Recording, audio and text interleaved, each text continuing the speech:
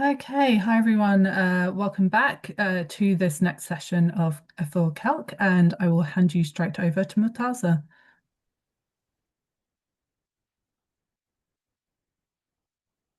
Shall we start? Hello, everyone. Good afternoon. My name is Murtaza Fakhri, and first of all, let me just state my thanks and to Calc 26 for giving me this opportunity to present my research, which I recently undertook during my master's course at UCL last year. So, for the next 25 minutes, hopefully, I will be taking you through what my entire master's research and what exactly what exactly is the problem which I'm uh, focusing on, and how I came to certain findings, and how it led me towards working for inclusive cataloging and critical critical and inclusive cataloging. That is right. Okay. So I've prepared some few slides which we'll be looking at. And so this is how we're going to proceed to today. That is, I've divided the presentation into four sections. So at the beginning, we'll see what exactly was the problem I was trying to attend, and which is focusing on classical Arabic author names and how these names are cataloged in current standards and current systems. And then we'll be looking at uh, the structure of a classical Arabic author name and how that structure is important for the entire community as well, and scholars, especially scholars and students. And then I'll take you through some of my methods of doing this research, and what were the main findings, and the conclusion that I reached to, and what recommendations did I find that were suitable to alleviate this problem. And in the end, I've also left down some time for question and answers if you have any. I'll be glad to answer your questions. So before we start, I just wanted to state the bigger problem, that is, my entire dissertation and my research focuses on cataloging of classical Arabic author names, and that too in the current standards of cataloging, mainly resource description and access, that is RDA. And uh, currently that is being followed throughout the globe, and even in AACR2, that is Anglo-American cataloging rules, and other systems which are bind it together, such as Mark 21 and other cataloging systems that are used throughout the world. So how are these systems and these standards um, maintaining the cultural nuances that are preserved in these names, or are they not maintaining it? So that is my entire premise and research area that I based my dissertation on. And just to put this into a bit of context, how I mm, why did I choose this? Because mm, it is connected to my background as well. I majored and I did my undergraduate studies in Arabic literature and Arabic history and Islamic history. And I started working in Arabic academy as a librarian. And this was one of the first problems which I encountered, was, uh, cataloging these classical Arabic author names. Because while we study Arabic history and Arabic literature, it is these names have a very rich cultural, traditional importance to them. And somehow I saw that, I felt that we were kind of not doing justice to these names while cataloging. And yeah, that led to, and afterwards I went uh, to do my master's in UCL, and there I somehow got fascinated by the decolonizing literature that is being decolonization and the concept of decolonizing cataloging and decolonizing classification. So that pulled my interest, and I really started looking into it. I attended many seminars and workshops in London, and that is when I realized that this is something which I'm very interested in, and I want to look into this, and I wanted to quite join both of these, the decolonization literature concepts, and kind of look into, because the literature had was varied, and it was talking about many indigenous cultures and uh, communities that were facing these issues as well, and talking about it in the decolonizing literature.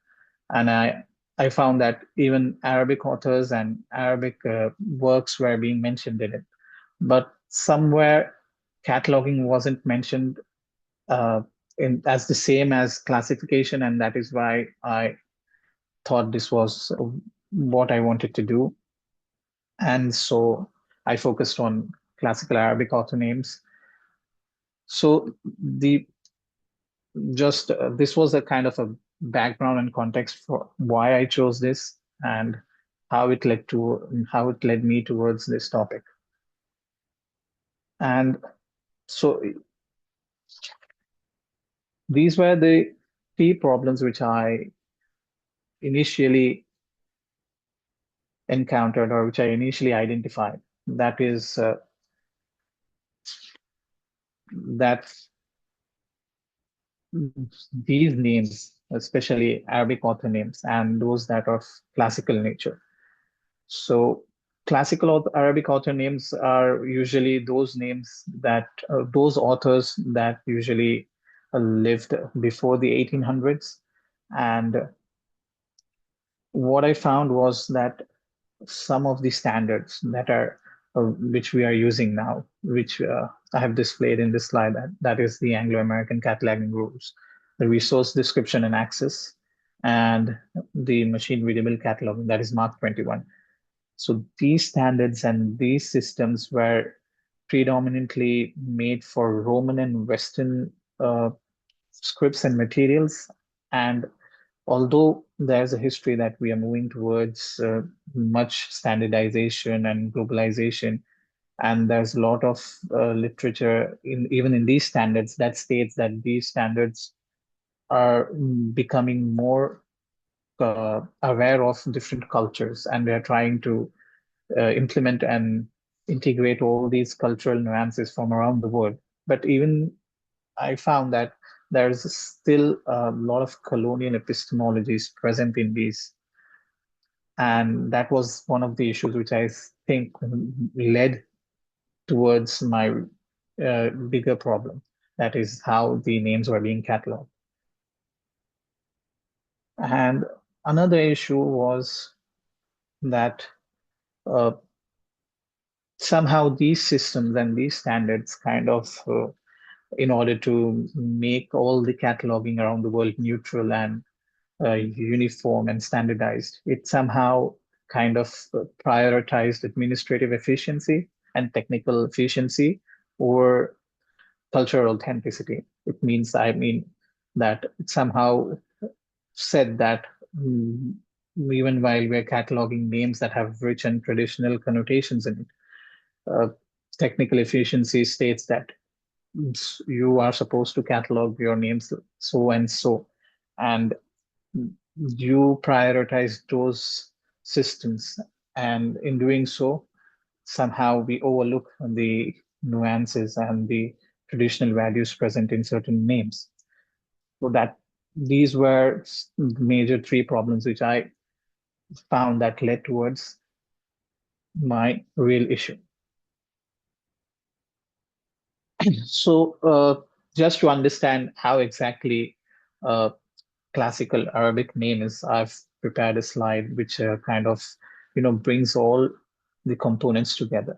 So just to go through these components, we have a classical Arabic name basically uh, is formed mm, through five distinct components. As we can see here, the first component, it's not in a, it usually doesn't have this order in which I have put right now, but more or less all names usually have these components, these different components, and together they form a name of an author or a person. So the first component we have here is the kunya. It's a kind of a technonym. It's a parental identifier. It says that so in we add the word Abu in front of a name that is given here, Abu Zaid. So it says that you are the father of a certain person. So it's always used by giving the word Abu. So that is kunya. Then we have the actual name, that is given name. In this instance, I've given the example of Abdur Rahman. And then we have the nasab, which shows the lineage of the person. So the ancestral lineage, the parental lineage. So this is the name of a famous Arabic historian and a sociologist who is famously known around the world as Ibn Khaldun. And then we have another component which is called the Nisba, which means the geographic or tribal affiliation that person has. So, for instance, in this example, this person is known, is affiliated to the place Al Hadrami, or it's kind of a more of a community or a tribe. And in the end, usually we have a laqab. So that is a nickname epithet of or an honorary name. It can also show an occupation of a person or how the person was usually known in his community. So in this example, we have Wali al-Din. So this is how a classical name, Arabic name, constituted and was made by combining different elements and different components. Each component had its own value, some like the name, which had a religious value, uh, and the kunya, which had a very honorific value, because looking at the Arabic customs and traditions, it was considered disrespectful to call a person just by his given name. So people usually in the classical or olden times usually used the kunya to call a person or address the person, and that was considered very respectful. And the lineage was a kind of a genealogical uh, uh, dictionary, as we say it, because it showed how, and because Arabic culture and Arabs used to record their lineage for many ancestors. So this is also a very important genealogical record. And then we had the Nisba, which showed the tribal affiliations. So in this example, why have I given this example is because uh, this author is very famous and he is widely known and widely searched by scholars, and he has written one of the most canonical works in Arabic history. But as we see here, as you can all look, that middle component Nasab is the only name that is used in the catalog records. That is Ibn Khaldun. None of the other components are cataloged or given in a name record. They're all placed either in the alternate fields or in the alternate or variant names. And even some records do not even list all these informations. Given below is is an exact name given in Arabic. As we can see that the first, usually when we write the name in Arabic, we use the kunya first, that is Abu Zaid. Then we use the Waliuddin, that is the laqab, and then the name comes. So it shows how Arabs and classical Arabs use their names and structured or ordered them. But cataloging and certain standards we are following right now, it kind of distorts the structure and kind of by distorting that structure, it displaces all these components and its values. So that is why it was necessary to look at this uh, structure in the whole. So moving ahead, this is a kind of the approach I took was I kind of uh, studied the standards and the written standards such as the RDA and IFLA, names of persons, how names are to be cataloged. And also studied the Arabic NACO manual, that is the Arabic Name Authority Cooperative Program Manual, and the International Cataloging Principles to understand how author names are to be cataloged. And I did a textual analysis of this, and I tried to identify where in these standards and in these texts does it, uh, how does these texts treat Arabic names in general and classical Arabic names especially. So that was the first thing I did. And then to replicate whatever I found, I took 20 samples, that is of 20 name records, 10 from, these were public name records, which we could find easily. So I focused on 10 names. The names were same, and I took 10 records from the Library of Congress catalogs and 10 from Bibliothèque Alexandrina, which is an Arabic library situated in Alexandria, Egypt. And then I compared both these records to find out how the theory and concepts stated in the standards are transformed or how they are implemented in actual cataloging practices.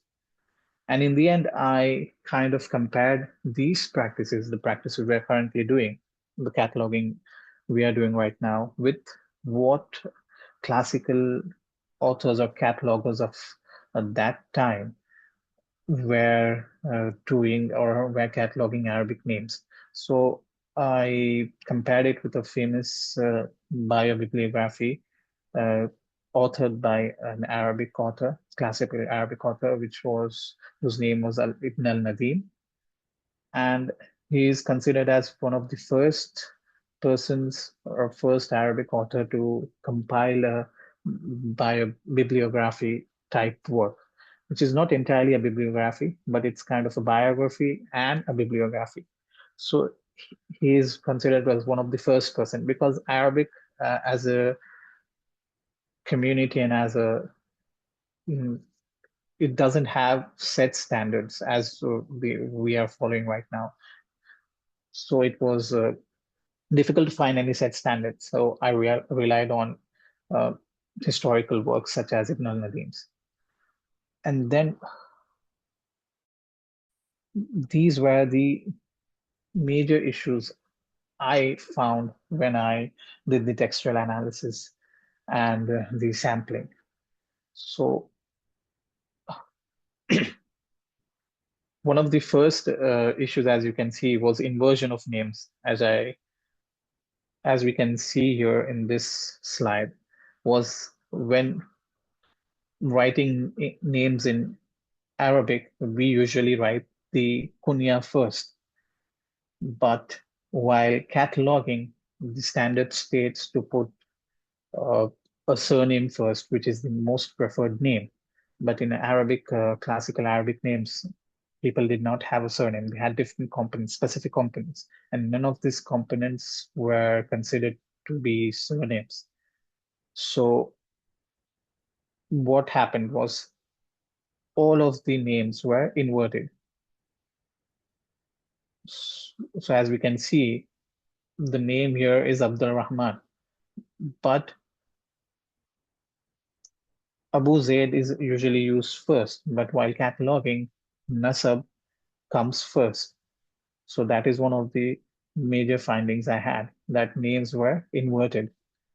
And this was either the result or the cause of the second issue, that was surname imposition.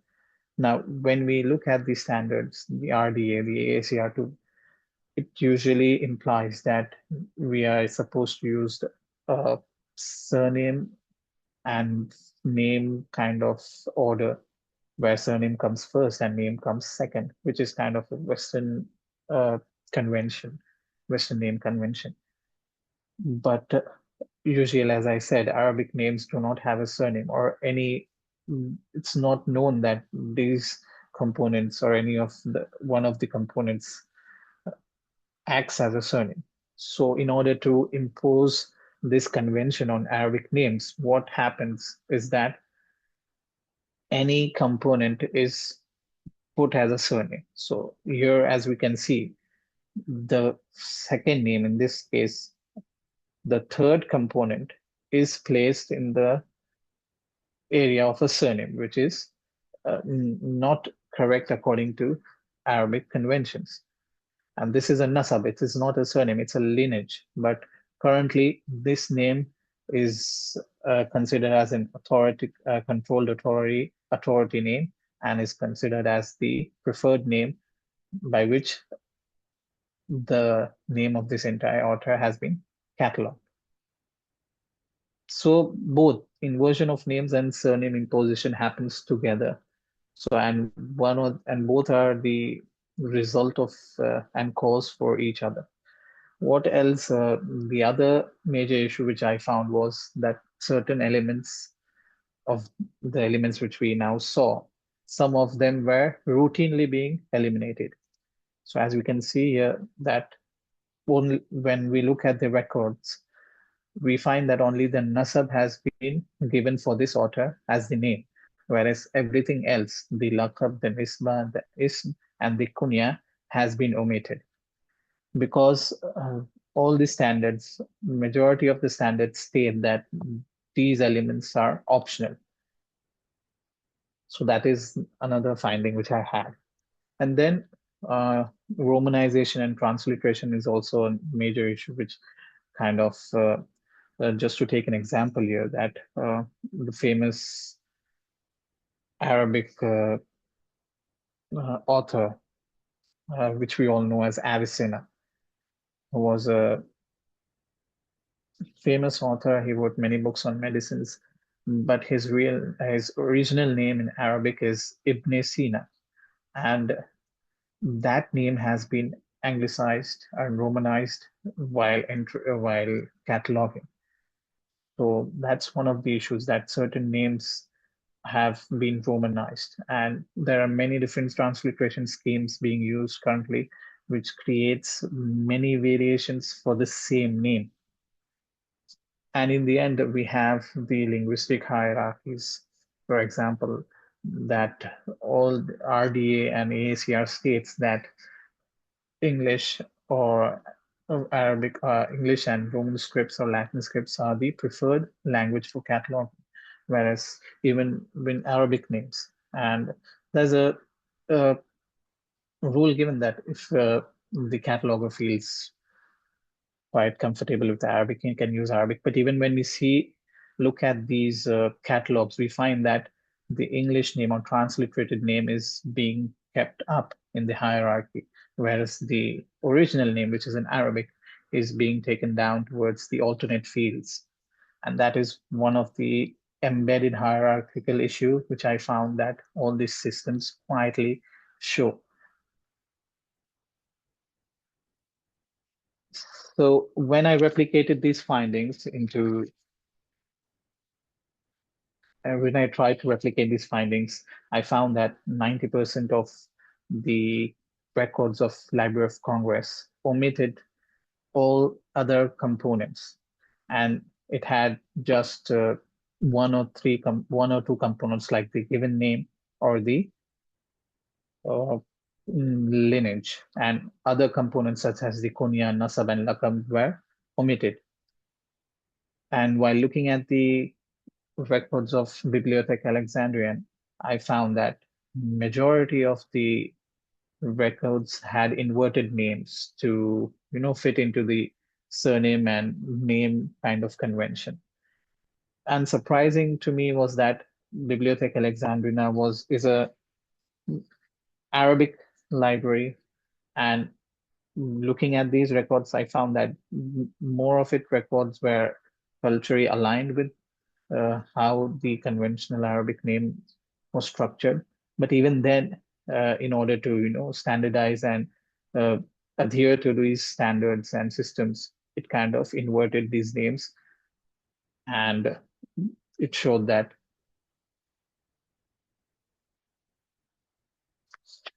So,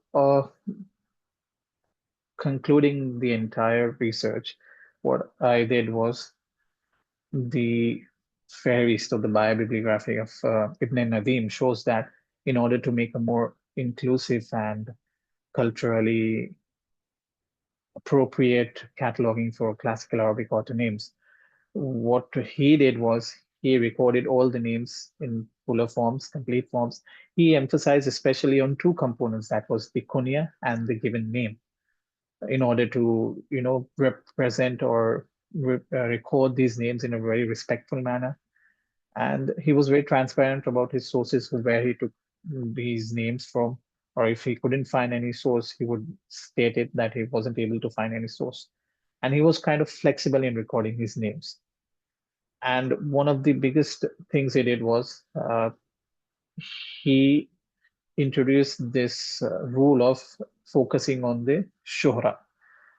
Now, just to understand that shuhra can be any component from the five components. It is a component by which the author was famously known in his times. So it can be the given name, it can be the kunya, it can be the nisba, and it can be the nasab. So it wasn't necessary to put a single component each and every time at this as the preferred name. According to him, any name could be the preferred name, but he said that it wasn't the surname, it was a shohra.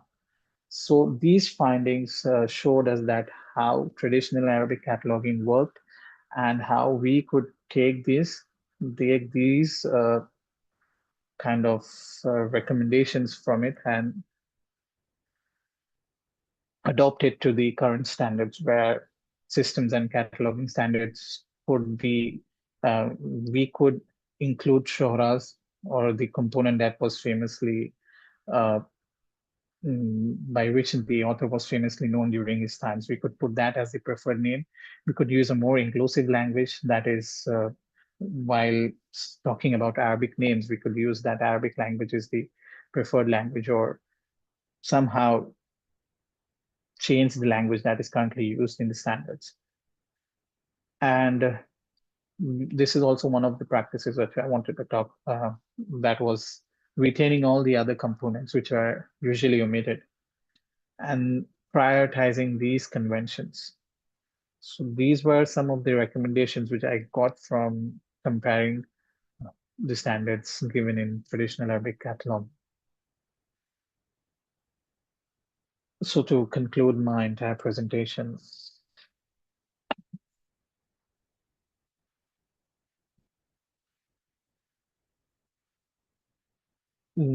what I try to demonstrate through this research is that current cataloging approaches treat Arabic naming conventions as problems to be solved rather than as equally valid organization principles to be respected. That is one of the things I wanted to demonstrate through this research. And as a result, what happens is that all these cultural components are quietly being erased or somehow marginalized.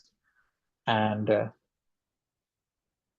that is where decolonizing comes, where it's not about dismantling all the standards, but it's kind of adopting and taking recommendations from historical works, and how we could make our own standards, which we are currently following, more inclusive of the cultural conventions that were present during those times. And it's also being critically aware of these issues, and to understand that the standards and systems which we are currently following are somehow privileging one knowledge, or kind of one community's knowledge over the other. And that is where libraries come in, because we try to represent each and every culture, each and every community. And in order to do so, we must be more critically aware about these issues that are quietly being pushed into our libraries through the systems and standards we're currently following. So yeah, that is what my entire research is about. And with this, I conclude. Uh, Thank you, everyone. And yeah, I'm ready to take any questions if you have. Great, thank you so much. We actually hit your 30 minutes, so Oh, unfortunately we yeah. don't have time for questions, but I think on your final slide you have shared your email address. So Yeah. Yes. perhaps if people are interested, they could contact you if that was okay. Yeah. Yeah, that's fine. That's fine. Brilliant, thank you. Yeah, Thank you, everyone's everyone. saying really interesting, and please all join me in thanking Murtaza. And yeah, that was a great session. Thank you so much. Yeah. We are now on our final 15-minute break. So yeah, in 15 minutes, please join us for our final parallel sessions of the conference. If you are coming to those, great. If you just want to come to the conference, thanks and close. That will be in the Citational Justice and the Capabilities Approach room following that presentation. But yeah, thank you, everybody, and we'll hopefully see you in the last set of Thank you. sessions. Thanks.